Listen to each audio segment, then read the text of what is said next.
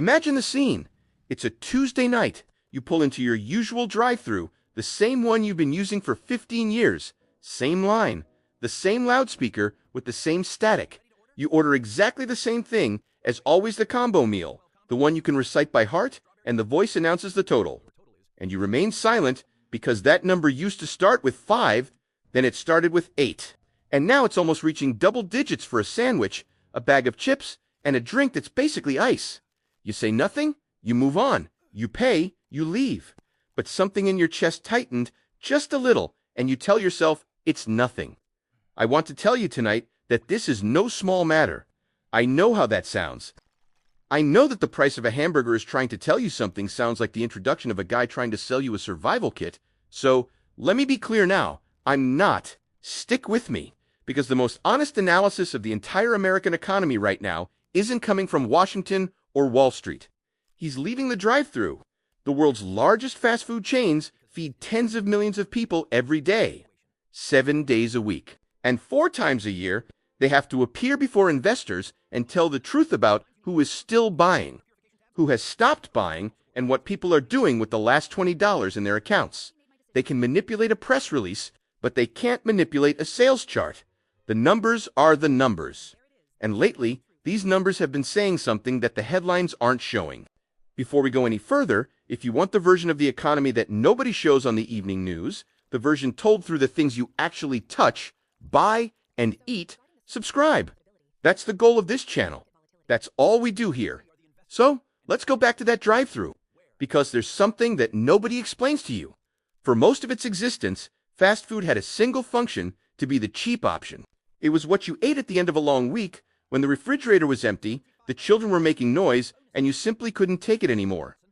$20 fed the whole family. It wasn't sophisticated. It never should have been. It was meant to be. They're reliable, cheap, the option for when money was tight. That was the agreement. That was the unspoken promise of the entire industry. We will be the affordable option, and that promise is being broken. Imagine the situation in your own kitchen. You know this feeling. Before, you'd buy dinner for the family on Friday without much thought. Now, you do. Now, you calculate the parking costs before even getting in. Now, you find yourself saying, you know what? Let's cook. Not because you suddenly love cooking, but because the cheapest option is no longer cheap. This is no small matter. It's something that changes everything. When the cheapest and most convenient food in the country becomes a luxury that needs to be included in the budget, it shows exactly what the financial situation is like for the rest of the population. And this is where things get interesting, because the currents also sense this. When a company that sells $5 meals starts losing customers who buy those meals, it panics. Quietly, politely, using the language of someone announcing quarterly results. But it panics. Suddenly, the budget menu is back in full force.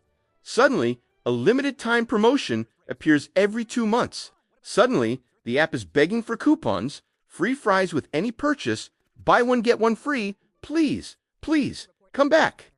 Imagine a shop owner standing at the door, watching regular customers walk by and discreetly lowering the prices in the window, display not because business is good, but because regular customers have stopped coming in.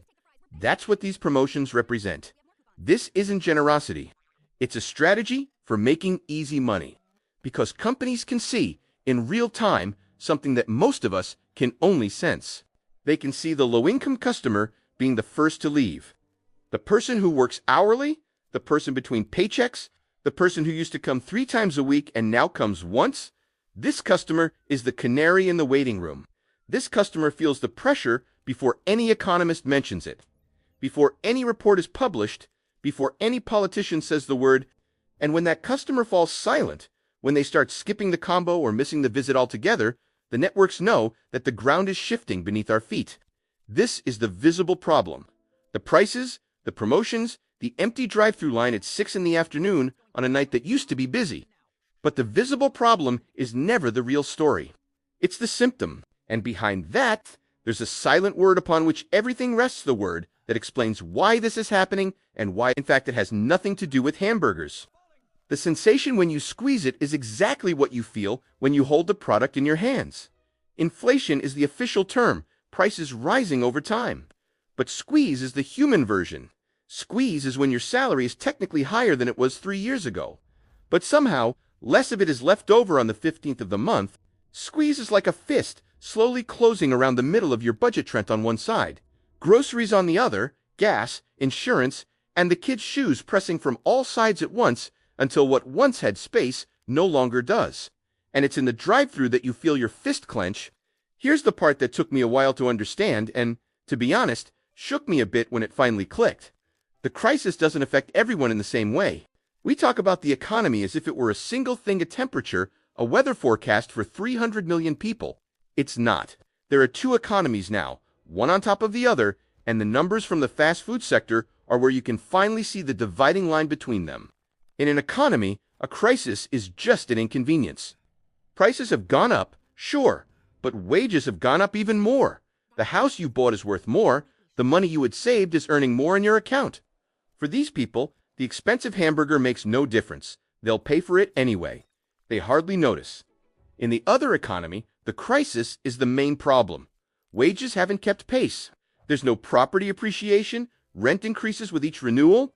There are no financial reserves to amortize interest. There's a credit card balance that generates interest in the opposite direction. For these people, the expensive hamburger isn't a mere detail. It's a decision. It's what they cut from their budget.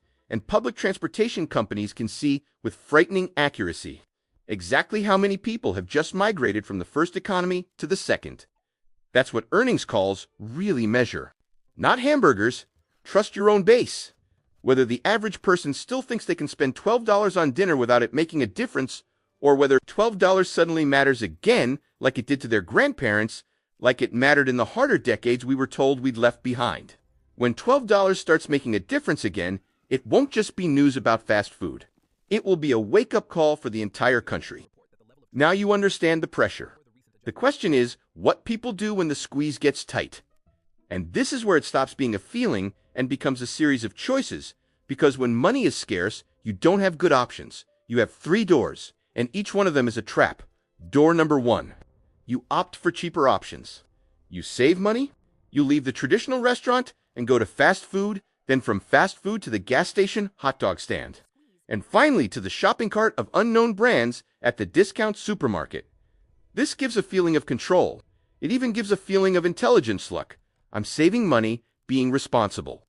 But the cost is hidden behind that door. With each step back, you receive a little less. A little less food, a little less quality, a little less of what you used to take for granted. In reality, you're not spending less. You're buying less and paying the same. The trap is that you feel victorious while, little by little, you're losing ground. Door number 2. You keep spending the same amount, but you put the difference on your credit card. You don't upgrade your device, you don't change your lifestyle, you just let the balance silently increase. A little on the card this month, a little more next month. Maybe one of those pay in 4 buttons at the checkout that makes a $40 grocery purchase seem like 10. This door is the most seductive of the 3 because behind it nothing seems to change. The same dinners, the same routine, the same life. The cost is invisible till it isn't, until the minimum payment is the only one you can afford. And the interest is eating away at you, and you realize you are financing fast food at 24%. People are paying for dinner in installments. Think about that for a second. Door number 3. You deprive yourself, you ignore it. You always cook the same 3 cheap meals, you stop leaving the house, you tell the children not today so many times that they stop asking. This is the honest door, in a way no debts, no illusions. But it also has a price, and it's the cruelest one because it represents the slow narrowing of life. The small pleasures are the first to be cut, the small reward at the end of a difficult week. That which made Friday feel like Friday. One by one, the lights go out. You adapt and tell yourself that, in truth, you didn't really want that. 3 doors, trade it in for something inferior, borrow it, or go without. And here's the trap behind the 3. There is no 4th door with the sign, "This is good enough." That door simply doesn't exist anymore for a large number of people. The choice isn't whether to feel the pressure or not. The choice is simply how you want to feel it. And the currents are watching which door we choose. Right now, in real time, they can see us organizing ourselves, and we haven't even gotten to the part that should really scare you yet. Steady hands, Good track record. The kind of guy who arrives early and never considered himself poor. Because he wasn't. For 30 years, he wasn't. Gerald had a ritual. Every weekday at lunchtime, he would stop at the same diner, order the same combo meal number 2, and eat in the truck cab with the radio on. It wasn't about the food. It was those 15 minutes that belonged to him. A small, comforting, and reliable moment in the middle of a long day. He had been doing this for so long that the employees already knew his order before he even reached the window. And then, sometime in the last 2 years, Gerald did the math. He told me that the combo meal had become so expensive that his little lunch ritual was costing him more than $50 a week, more than $200 a month. On a sandwich he could make at home for a fraction of the price, and here's the part that struck me: Gerald wasn't broke. Technically, he could still afford it. But, for the first time in his life, he felt the squeeze tighten even on that, on the one little thing that was just his. Then he started bringing a cooler. Sandwiches from home, eaten in the same taxi, on the same radio. He told me, and I won't forget this, he said, "It's not that I can't afford it, it's that I finally felt I shouldn't, and I'd never felt like this before. This feeling is new." That's exactly it. The issue isn't always about going hungry. Sometimes it's something quieter and stranger. It's a man who can still afford something and decides he can't anymore. It's the country convincing itself that it no longer has that right, giving up its small comforts one cooler at a time. And the most dangerous door, door number 2, the door of credit. The invisible one, that's the one Gerald's colleagues went through. They maintained the ritual and financed it. Gerald gave up the ritual to remain free. 2 men, the same lunch, 2 completely different traps. People like Gerald don't appear in the glaring economic figures, they appear in the silent numbers. They appear in a delivery truck with a cooler in the passenger seat, and there are millions of them now, making millions of small, invisible surrenders that no headline will ever mention. Since we're here chatting, one quick thing. I want you to leave a comment and tell me the truth. When did you realize that something cheap wasn't cheap anymore? The drive-thru? The gas station coffee? The lunch you never even thought you'd buy? When did you find yourself doing calculations you never did before? I read these comments, and they tell the real story better than any graph. And if you identified with anything, like a tip really helps more people find it, because that's why this matters now, tonight, and not as an abstract lesson. Fast food chains are the early warning system, and the alarm is already sounding. When companies specifically designed to be affordable begin to admit that their core target audience can no longer afford their services, it's not the base of the pyramid that's feeling the pinch. It's the middle class that's starting to feel it. The pressure mounts. It always mounts. It starts with the hourly worker who stops going to the supermarket. Then it hits the salaried family that reduces consumption. And finally, it reaches the people who actually thought they were financially comfortable. And the numbers show that the situation is changing. Credit card debt in this country has already surpassed $1 trillion more than ever before in the nation's history. The amount people are failing to pay on these cards is returning to levels we haven't seen in over a decade. Those buy now, pay later buttons, people are now using them to buy groceries for everyday food, not for a couch, not for a vacation for dinner. Think about it for a second. We've built a country where a significant number of people finance a sandwich, where the meal is gone in 10 minutes, but the corresponding debt follows them until the following month. The drive-thru service showed us this even before the data. The big chains noticed the migration to cheaper products, saw promotions stop working, saw the warning signal fall silent and told their investors cautiously that the consumer is under pressure. Under pressure. That's the polite and formal way of saying what Gerald said in the cab of his truck. It's pressure in a suit and tie. I'm not going to do that. I don't have a magic solution. And in fact, nobody does. Anyone who says they can sell you a way out of financial trouble is just deceiving you, making you spend money. You're worried about, so you feel less worried about money. That's not help. It's a trap disguised as goodwill. What I have isn't an escape. It's simply clear eyes. And clear eyes are worth something, because pressure acts more silently on those who can't see it, those who think the problem is only with them, that they're bad with money, that everyone already knows what they're doing.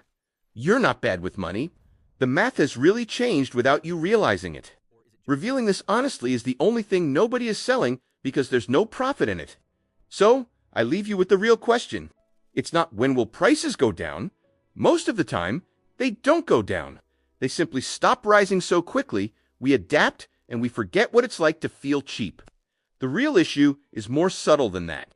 It's the amount of your one and only life that you're willing to surrender to pressure before you realize it's consuming you. The small comforts, the 15 minutes in the car with the radio on, the Friday that felt like Friday, these things don't disappear in an accident. They are lost, one quiet Tuesday at a time, and the big networks keep the receipts. That's what the drive-thru was really telling you. Not that a hamburger had become expensive, that the ground had shifted beneath your feet, that the cheap, reliable thing you'd relied on your whole life had simply stopped being there to support you on, that you'd adapted so well you barely noticed it almost.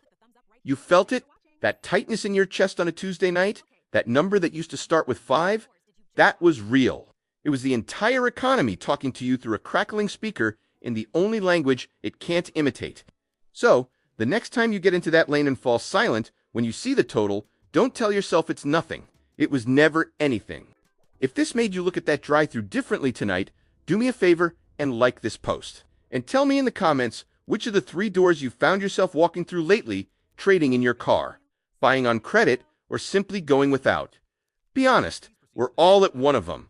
And the video that's playing on your screen now picks up exactly where this one left off. It talks about the $1 trillion in debt I mentioned and who really holds it. Watch that video next.